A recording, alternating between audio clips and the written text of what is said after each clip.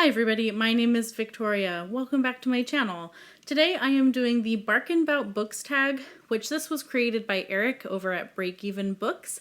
And Eric created this tag in honor of a furry friend named Max, who unfortunately recently passed away, and he created this tag as an homage to Max. And so I was tagged by Lezlie at the Nerdy Narrative, who has two really cute puppies of her own. So thank you, Lezlie, for thinking of me and tagging me. I also have two little puppies, little ones. I'll show you at the end of the video. I'll do a little dog montage and talk about them a little bit. I will always have pets, and they will always be of the canine variety, maybe another cat someday, but my husband does not like the cat. So we're definitely gonna have dogs pretty much forever. I will have both Leslie's version of this tag and also Eric's version of this tag linked down below. Please go check both of their channels out. They are fantastic. The first question of this tag is, I've got a bone to pick with you. Name a book that was good until it wasn't.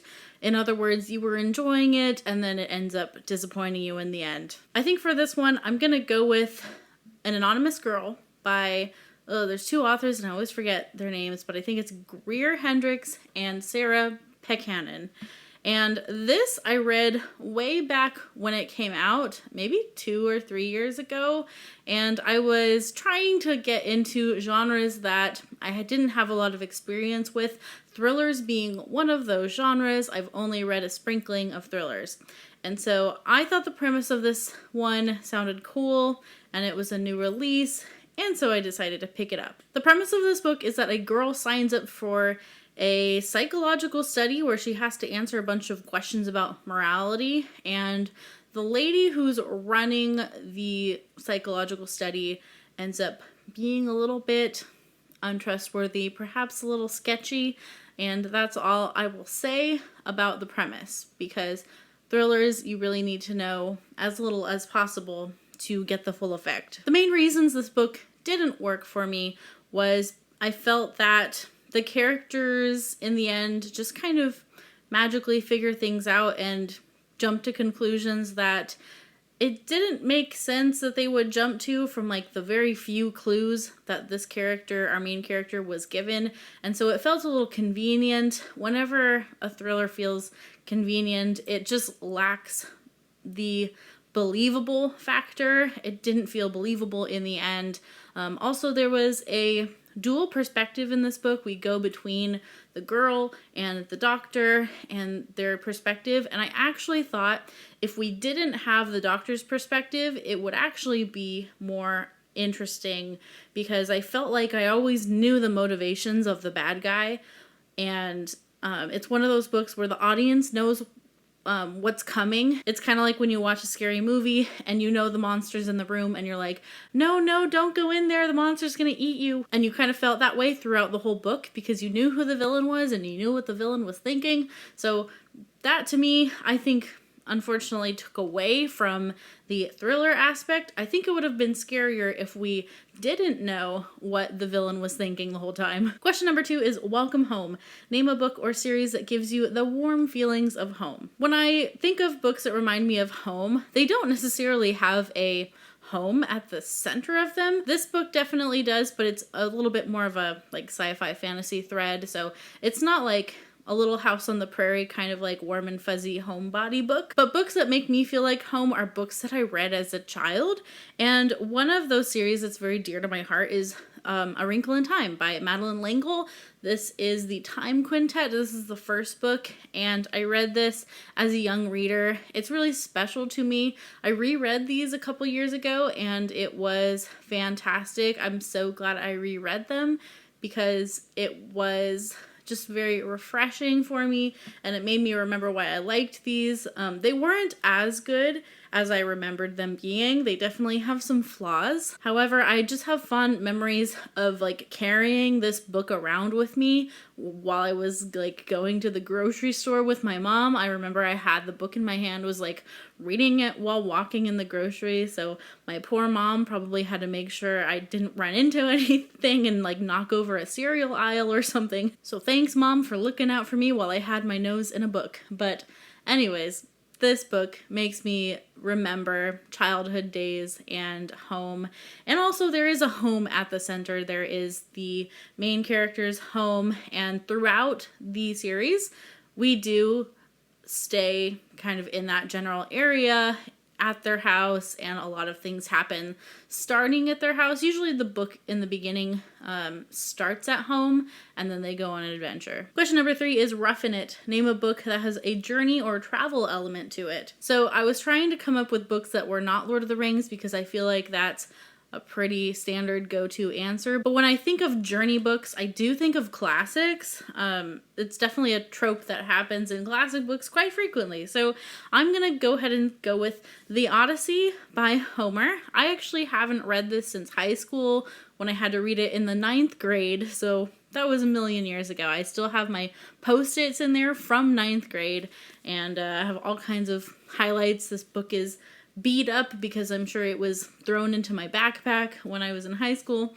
But I do remember liking this, and I had a fantastic English teacher in high school in 9th grade, and she was basically my favorite English teacher until my senior year, and then I had another really good English teacher. But I remember this being the first book that we read in that class, and I remember just really falling in love with classics. This book is about Odysseus, and he's just trying to get home. He's just a guy trying to get home after the Trojan War, and a bunch of things kind of make obstacles for him and stand in his way. Poor dude just wants to go home. So it's about his journey going home and all of the crazy things that happen to him along the way. Question number 4 is marking your territory. Name a book or series that you will always stand by no matter what. That has to be these puppies behind me. Puppies. It's the dog barking tag. I didn't plan that pun, but it happened. The Chronicles of Narnia is a series that I will stand by forever and ever. They are also a childhood favorite of mine, and I have since reread them. I think the same year that I reread the Wrinkle in Time series, I also read the Narnia series. So these are really special to me, and while I read them as an adult, again, found some flaws, but honestly, this is still a fantastic series to me. I will always care about it, and I will always think of it fondly, despite its flaws. It's still a classic fantasy series worth reading. Question number 5 is Diggin Holes.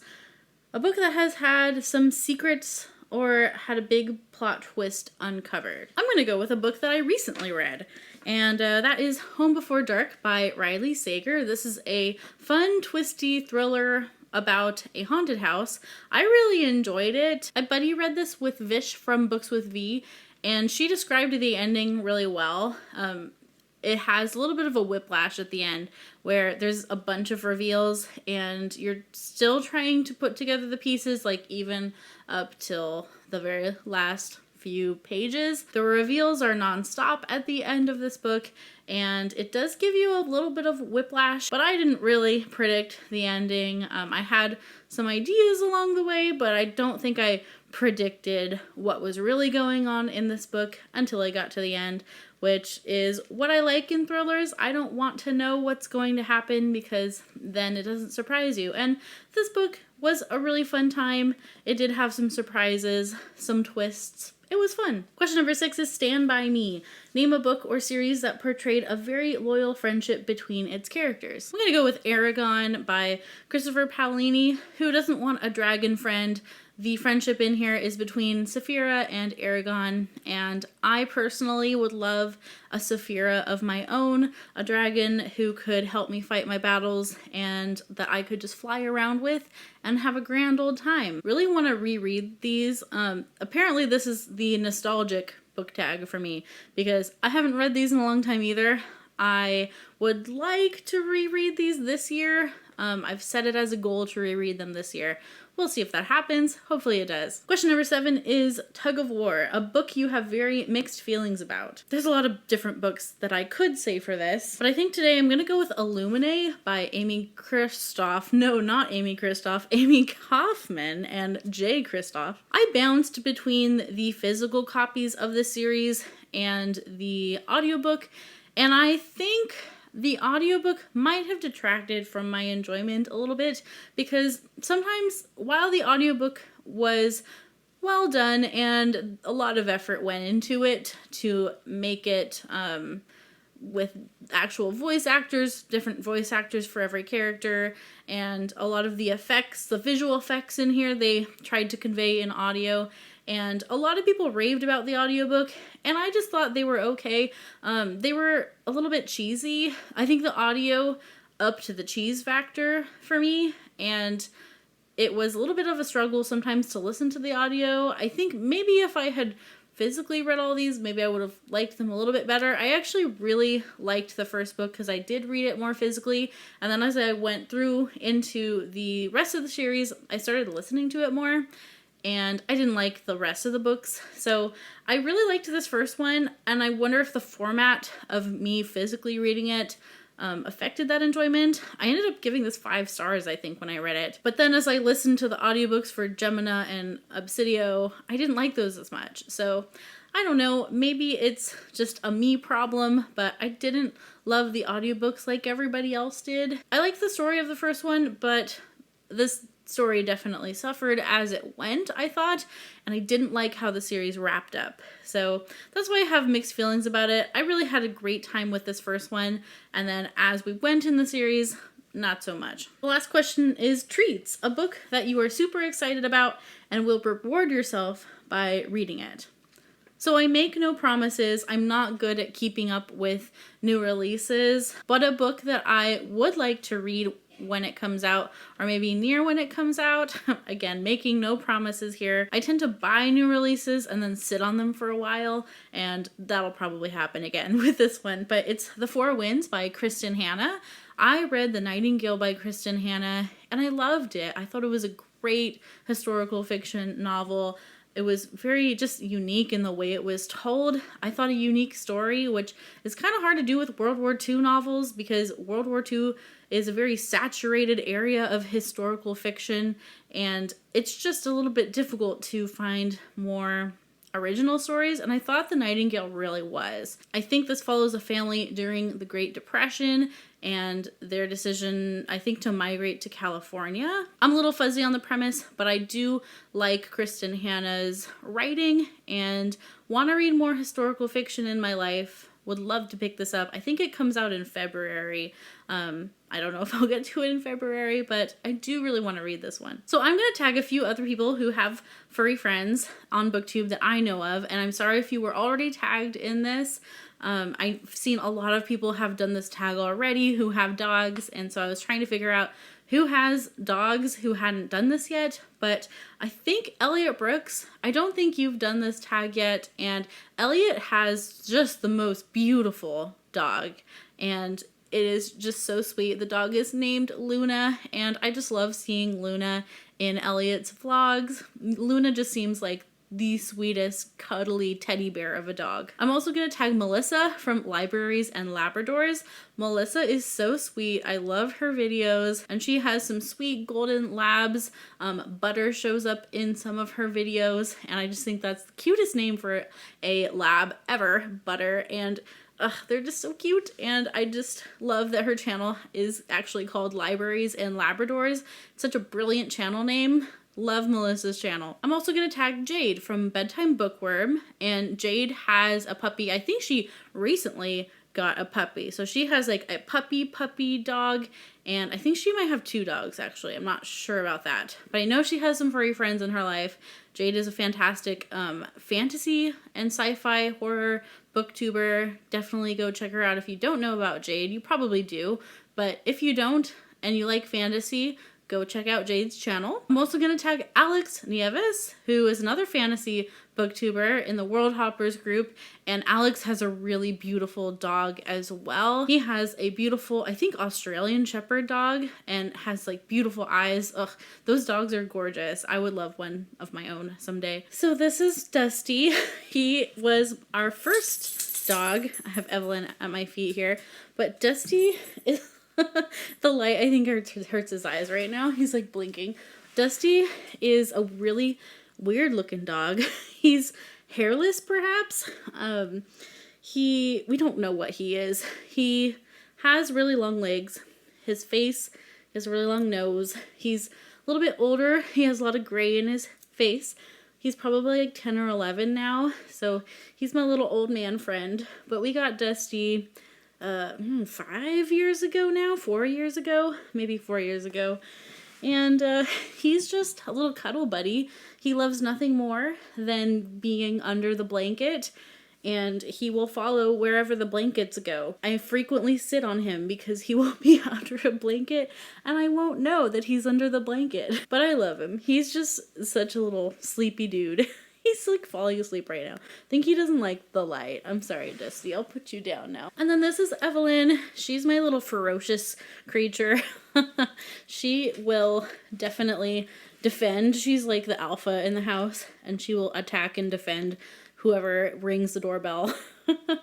And she was definitely the defender. So she is maybe a Chihuahua Terrier mix. We don't know. We don't know what either of our dogs are, but Evelyn we got a little later. We've only had Evelyn for maybe a couple years, not even 2 years. And we got Evelyn, thank you. She's a sweetie too. She's definitely Mama's dog. She will follow me wherever I go in the house. Whereas Dusty will just follow the blankets and he'll stay under the blankets. She will always know where I am and she'll be like, "Where's Mom?" And she'll go follow me. She also tends to sneak into my bed at night because we usually try not to let them sleep in our bed with us. But this one, she will sneak into our bed like while we're sleeping, and then we'll just wake up and then she's magically there. We got Evelyn as more of like a companion for Dusty because Dusty has pretty bad separation anxiety, and we had some issues with him like trying to chew stuff, destroy stuff. He would even hurt his own teeth, like chewing metal bars and stuff, and like trying to chew through his crate and stuff like that. So Evelyn kind of helped mellow him out, and he actually improved a lot when we got Evelyn, because now when we leave the house, he's not alone. He has his little pack with him. He has his little friend. So they're good little friends to each other. That's it for the Barkin' Bout Books tag. I hope you enjoyed. Please subscribe if you want to see more bookish content from me or more of these silly fools.